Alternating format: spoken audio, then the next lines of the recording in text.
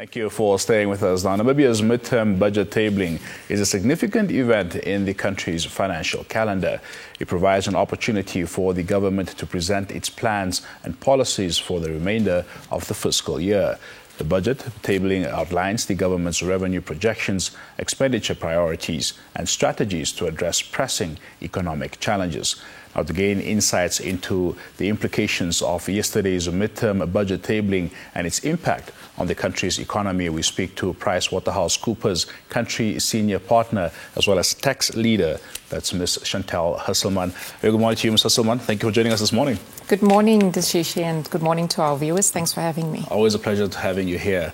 First and foremost, what were your impressions, your overall impressions of yesterday's midterm budget tabling by Finance and Public Enterprises Minister Ipum Bushimiya? Well, firstly, as expected, the mid-year review brings forth the needed accountability as well as visibility in terms of how we ended the fiscal year for March 2023. Yes. And then also seen or read as a no-frills revisit to our 2023-2024 national budget, where there's a strong focus on not having significant further increments on deficits or the current debt levels. Yes.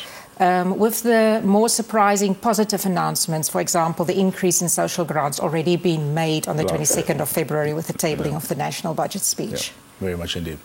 Were there any surprises in yesterday's midterm budget? Were there any shocks from your perspective? Now, as I just mentioned, definitely a further continuation of the focus on maintaining our fiscal stance. Yes. Yes. Fantastic.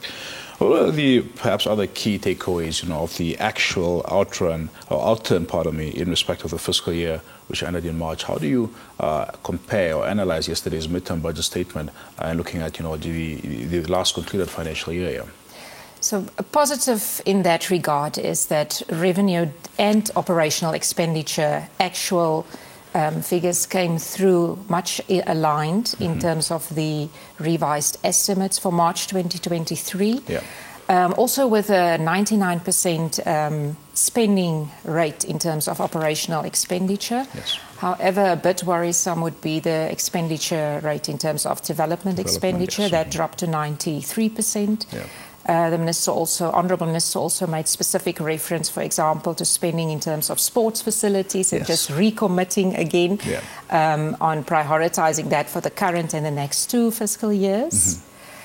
Then in terms of debt levels, an increment which outpace nominal increment in terms of the growth in GDP. Yes. So the debt stock increment of 14%, quite higher than the nominal GDP growth of 11%, which is very much worrisome. Yes, it is. Hearing you talk about, perhaps the lack of execution when it comes to the operational budget, you mentioned that 93%. The development budget. Yes. The development budget, pardon me, yes, development budget. And we're seeing during yesterday's announcement again, the Finance Minister indicated that the development budget has an execution rate of 32.6% at this midpoint of the financial year. What does this tell you, and what is your take on perhaps our execution of the development budget here?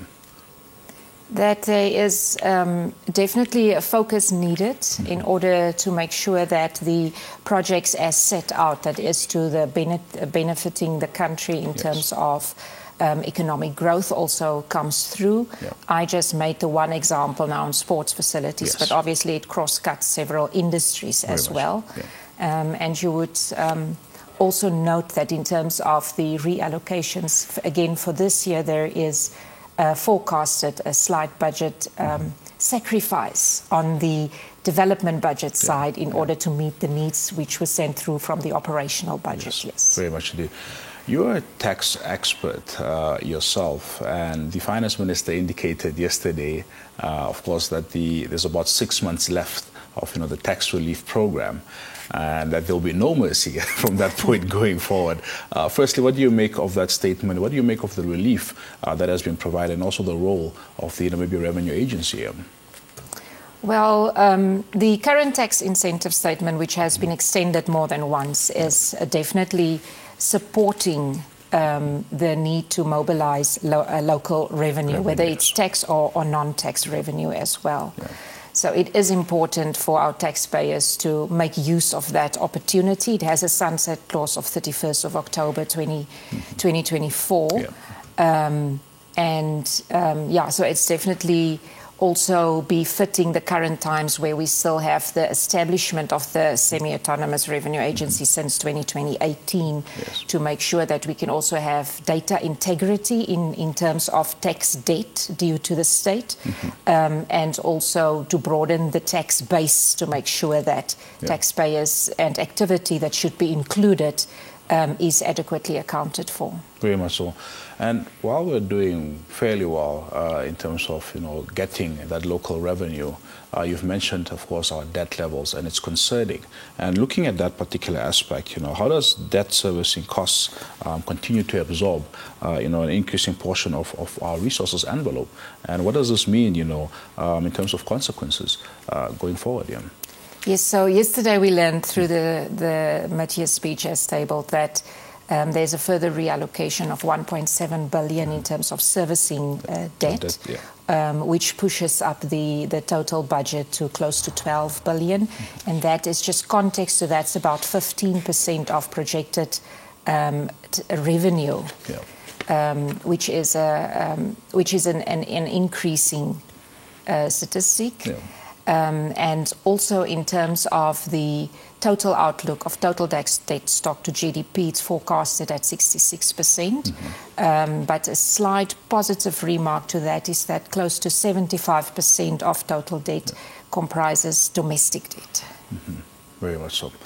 Ms. Osterman, perhaps looking at the increase in the operational budget by a further 2.5 billion, what do you make of that, firstly? Well, the minister came through that stance was taken to only consider the inevitable or unforeseeable reallocations. So a bit of backdrop to the 2.5 reallocations is requests to the value of almost 5 billion came in. So one can see that firm stance in terms of the actual turnout of the reallocations. While the exact dissect is a lot to mention, but it is readily available on the PwC website per our mid-year budget dissect, What did you make of, those votes that almost amount to 5 billion in terms of needs, of all of these officers, ministries and agencies? What does it tell you, going back to February when the initial budget came out, of course, and the initial allocations came out, and now seeing, a fairly high demand of, more funds? What do you make of that, Tim?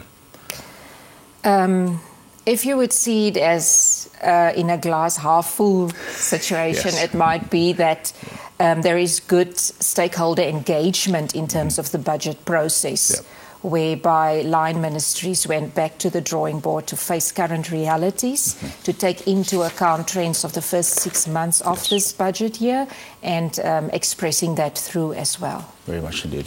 Were there any other critical policy priorities, any adjustments that stood out for you, even as far as tax amendments are concerned, from yesterday's midterm budget statement?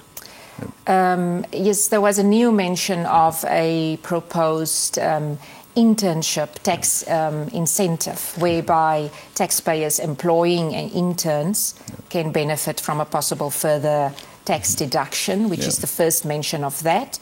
And then just the anticipated proposal, which is mentioned on the reduction of the non-mining companies' tax rate, as well as the increase in the individual income tax brackets from 50 to 100,000 Namibian dollar, which we are waiting for.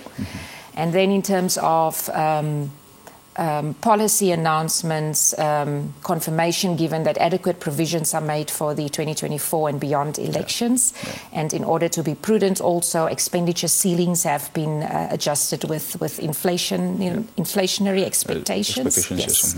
And projects that's currently running, as well as projects that's embedded in the second Harambee Prosperity Plan, also being the expression of prioritizing that, The Minister interestingly mentioned also how much, public enterprises or SOEs take from the budget, but also in the same vein announcing that, the Ministry is working currently on consultations for a public enterprises ownership policy. Just perhaps, I know this wasn't initially, with the line of questioning, but perhaps your take on the role of SOEs when it comes to the broader economy of things, and perhaps, what you would like to see come out from this policy as far as the state of our SOEs is concerned here.